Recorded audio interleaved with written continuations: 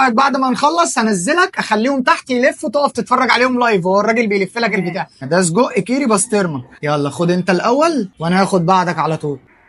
اللي عمله 100 100. بوكسات 200 هتبقى بايه؟ مش حاسس كلمه 200 دي مش غريب عليك؟ 200 جنيه. الله على الذكاء، انت جيت متاخر صح. جواها حلو وحادق في نفس الوقت. تحب نبدا بايه الاول؟ ديت فراخ مشكل جبن دي ايوه. خد انت القطعه دي وانا جاي وراك على طول اهو.